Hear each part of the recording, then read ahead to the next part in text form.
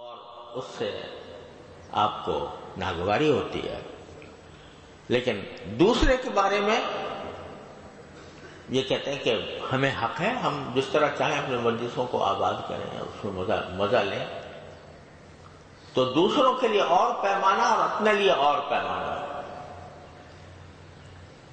یہ گناہ کی خاصیت ہے کہ وہ عقل پر پردے ڈال دیتا ہے، اچھی چیز کو برا سمجھ کے دکھاتا ہے، بری چیز کو اچھا سمجھ قرار دے کر دکھاتا ہے، تو یہ عقل پر پردہ پڑ جاتا ہے.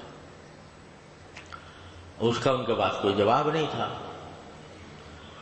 تو اب اگر آپ کی مجلسوں میں، ہماری مجلسوں میں یہ بات ہو رہی ہو، اور میں دستبردہ عرض کرتا ہوں کہ علماء کرام کی مجلسوں میں، طلباء کی مجلسوں میں، دین پڑھنے پڑھانے والوں کی مجلسوں میں، بزرگوں سے تعلق رکھنے والوں کی مجلسوں میں، ان کے اندر بھی یہ زہر سرایت کیا ہوا ہے، اور اس سے کوئی ہی اللہ کا بندہ خالی ہوگا. تو یہ اتنی خطرناک بات ہے جب ہم اپنی مجلسوں میں اپنے مردہ بھائیوں کا گوشت کھا رہے ہیں، مستقل حرام خوری کر رہے ہیں مستقل.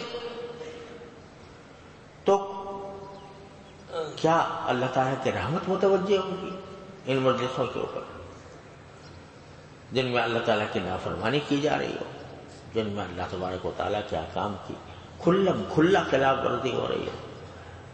اللہ تعالیٰ کی رحمت متوجہ ہو. آج جو ہم روتے ہیں کہ بھئی مسلمان ہر جگہ پٹ رہا ہے، زوال کا شکار، ہر جگہ اس کی پٹائی ہو رہی ہے، ہر جگہ. وہ وقت آ گیا ہے جس کے بارے میں رسول کریم صلی اللہ علیہ وسلم نے فرمایا تھا کہ ایک وقت ایسا آ جائے گا کہ تم ایسے ہوگے کہ قومیں تمہیں اپنے دسترخوان پر لوگوں کو دعوت دیں گی کہ آؤ مسلمانوں کا گوشت کھاؤ. اس طرح جیسے کہ ایک دوسرے کو دعوت دی جاتی ہے، دسترخوان بچھا ہوا ہے، اس کے اندر کھانا لگا ہوا ہے، اور ایک آدمی دوسرے کو دعوت دے رہا ہے کہ بھی کھانا لگا ہوا ہے، آؤ کھا لو. اسی طریقے سے مسلمانوں کو قومیں آپس میں ایک دوسرے کو دعوت دیں گی کہ دیکھو یہ سب اس دسترخوان لگا ہوا ہے تمہارے لیے مسلمانوں میں، اور آؤ ان کو کھائیں. تو صحابہ نے حیران ہوئے کہ ایسے کیسے ہو سکتا ہے، ایسے کیسے ہو سکتا ہے. تو پوچھا کہ یا رسول اللہ کیا ان کی تعداد کم ہوگی؟ جب یہ وقت آئے گا تو ان کی تعداد کم ہوگی؟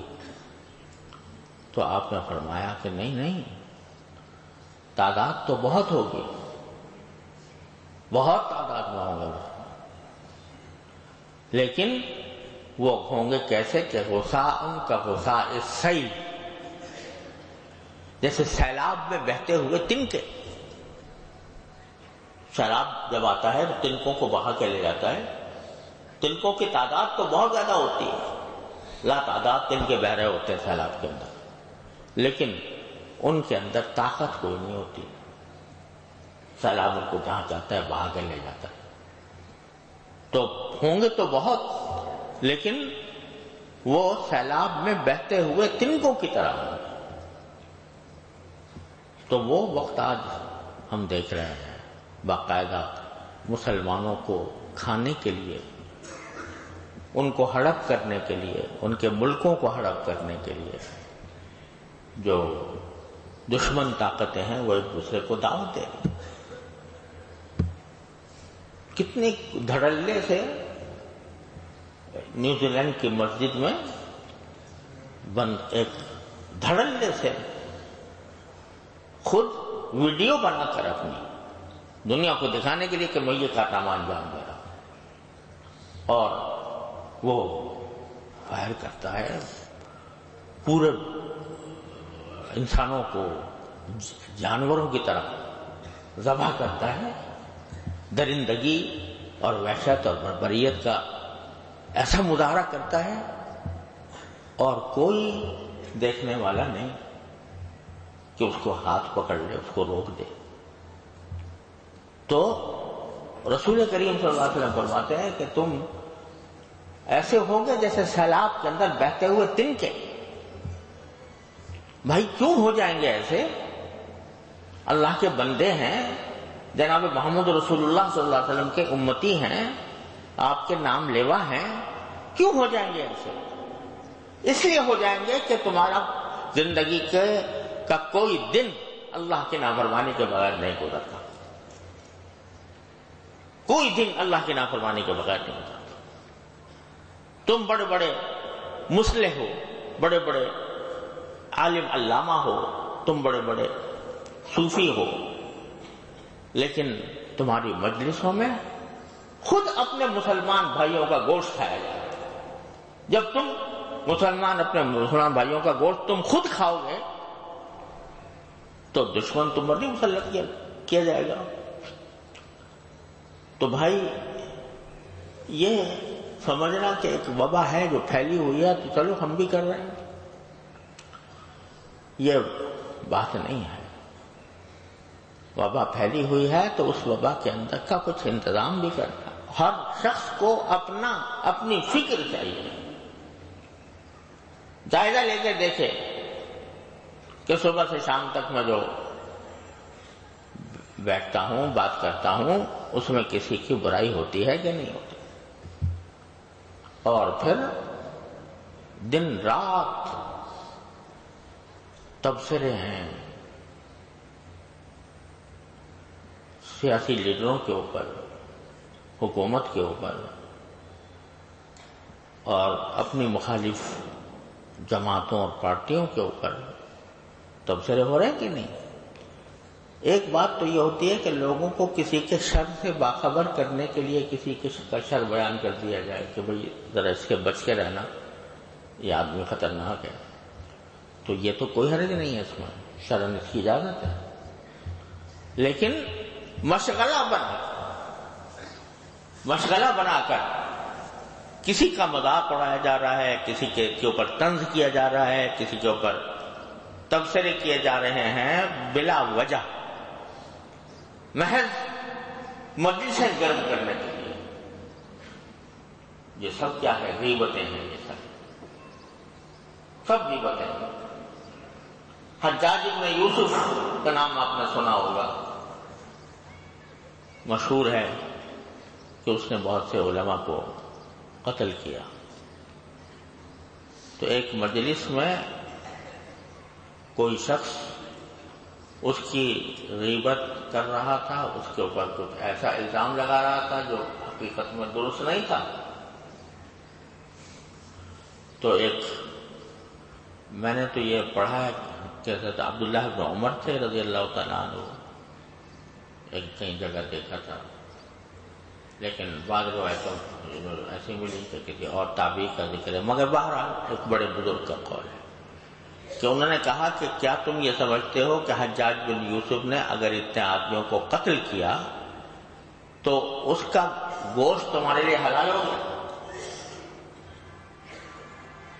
یاد رکھو، اگر اللہ تبارک و تعالی حجاج بن یوسف سے اس کے ظلم کا انتقام لے گا اور اس کی سزا دے گا، تو تم جو حجاج پر ناحق الزام لگا رہے ہو اس کا بھی تمہیں حساب دینا پڑے گا، اللہ تعالیٰ اس کا بھی حساب لیں گے۔ یہ نہیں کہ ایک آدمی بدنام ہو گیا تو جو چاہو کرتے رہو۔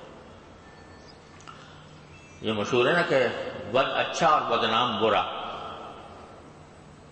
یعنی جب کوئی بدنام ہو جاتا ہے کسی چیز میں تو اب لوگ جو ہیں اس کے بارے میں کہانیاں گھڑنے شروع کر دیتے ہیں، اس نے یہ بھی کیا تھا، اس نے یہ بھی کیا تھا، اس نے یہ بھی کیا تھا، بغیر تحقیق کے۔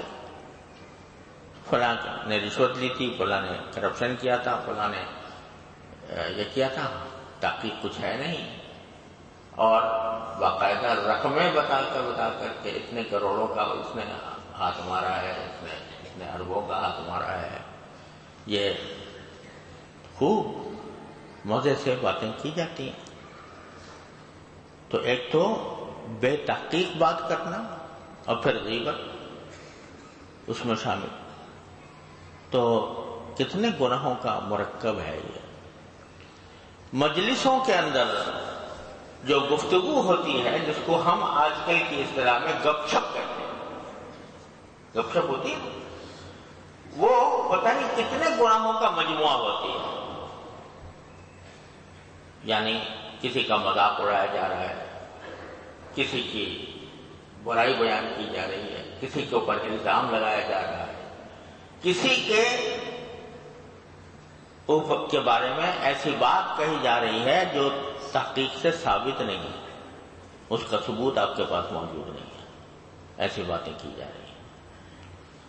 تو جب ہماری مجلسیں، ہماری نشست و برخاست اللہ جل جلالہ کی نافرمانی پر مبنی ہو، رسول کریم سرور عالم صلی اللہ علیہ وسلم کی سنتوں کے خلاف ہو، تو پھر ہمارے ساتھ جو کچھ ہو رہا ہے ہم اس سے مستحق ہیں۔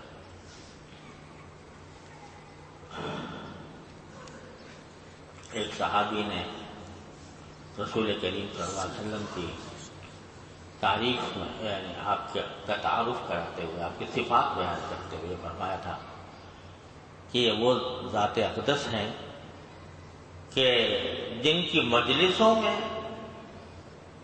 لوگوں کی آبروئیں نہیں لوٹی جاتی، یعنی آپ کی مجلسوں میں کسی کی عزت پر حملہ نہیں کیا جاتا۔ اور حضرات صحابہ کرام رضی اللہ تعالی عنہم اجمعین، ان کو رسول کریم صلی اللہ علیہ وسلم نے اس طرح یہ حقیقت گھول کر پلا دی تھی، ان کے رگ و پے میں سرایت کر دی تھی کہ کبھی غیبت ان سے سرزد نہیں ہوتی تھی۔ آخر وہ بھی انسان تھے، اور پھر بعد میں جتنے ہمارے اکابر امت ہیں وہ ان کے اندر بھی ایک مشہور فقیہ ہیں، فقہ کے بڑے امام ہیں، علامہ ابن نجیم رحمۃ اللہ علیہ، جنہوں نے البحر الرائق کے جو مصنف ہیں، تو ان کے بارے میں غالباً شیخ عبد الوہاب شعرانی رحمۃ اللہ علیہ نے لکھا ہے کہ میں اتنے سال ان کے ساتھ رہا، 18 کی بات کی، اتنے سال ساتھ رہا، سفر میں، حضر میں، چلتے پھرتے اٹھتے بیٹھتے، زندگی بھر کبھی کسی فرد کی غیبت میں نے ان سے نہیں سنی۔ تو غیبت کے بغیر زندگی گزار، غیبت سے پاک زندگی ہے، دوسرے کا ذکر ہی نہیں۔ اگر ذکر ہے تو کس خیر سے ہے، بغیر برائی کے ہے، لیکن نہیں ہے، غیبت نہیں سنی۔ اور ایک حدیث میں یہ بھی آتا ہے نا کہ جب کسی بندے کی غیبت کی جاتی ہے تو جس بندے کی غیبت کی جا رہی ہوتی ہے اللہ تبارک و تعالیٰ اس کے درجات بڑھاتے ہیں، اس کو ثواب دیتے ہیں، عطا فرماتے ہیں، تو اس کے درجات میں اضافہ ہوتا ہے۔ تو حضرت امام ابو حنیفہ رحمۃ اللہ علیہ سے یہ منقول ہے واللہ عالم کہ ان کے لوگ بہت پیچھے پڑے رہتے تھے حضرت امام ابو حنیفہ رحمۃ اللہ علیہ سے، اور ان کے بارے میں بڑی بڑی ادھر ادھر کی باتیں کرتے تھے، غیبتیں کرتے تھے۔ تو جب ان کو پتہ چلتا تھا کہ کسی نے غیبت کی ہے میری، تو اس کے گھر اس کا کوئی تھال، اس میں پھل وغیرہ تحفے رکھ کے اور اس کے گھر بھجوا دیا کرتے تھے۔ تو ایک مرتبہ کسی نے پوچھا کہ آپ یہ کیوں بھجواتے ہیں؟ کہنے لگے بھائی میرا محسن ہے، وہ محسن کیسے ہے؟ وہ تو آپ کی برائی کرتا ہے۔ محسن اس لیے ہے کہ وہ جتنی وہ غیبت کرتا ہے اتنا ہی میری اللہ تبارک و تعالیٰ میرے اجر میں اضافہ فرماتے ہیں، تو وہ مجھے میرے اجر میں اضافہ کر رہا ہے، مجھے کہیں سے کہیں پہنچا رہا ہے، تو کم از کم اس کا شکریہ ادا کر دوں کہ بھائی تم نے میرے لیے میرے ساتھ یہ معاملہ کیا، تو لو اس کا تحفہ بھیجتا ہوں۔ تو جس کی غیبت کی جا رہی ہوتی ہے اس کا کوئی نقصان نہیں ہے، یعنی اللہ تبارک و تعالیٰ کے ہاں اس کا فائدہ ہے، لیکن جو کر رہا ہے وہ اپنے دامن میں انگارے جمع کر رہا ہے، دوزخ کے انگارے جمع کر رہا ہے۔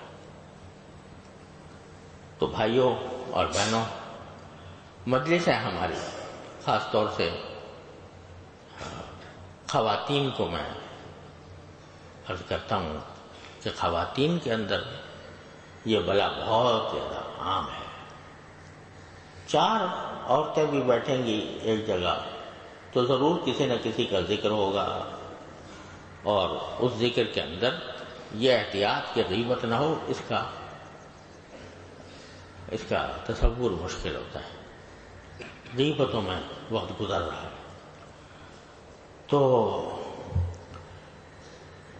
ٹھیک ہے، نمازیں پڑھ لی، اللہ تعالیٰ کا شکر، روزے رکھ لیے، اللہ تعالیٰ کا شکر، تلاوت کر لی، اللہ تعالیٰ کا شکر، ذکر کر لیا، اللہ تعالیٰ کا شکر، تسبیح ادا کر لی، اللہ کا شکر، لیکن اس سب کو تم نے سب پر جھاڑو پھیر دی کسی کی غیبت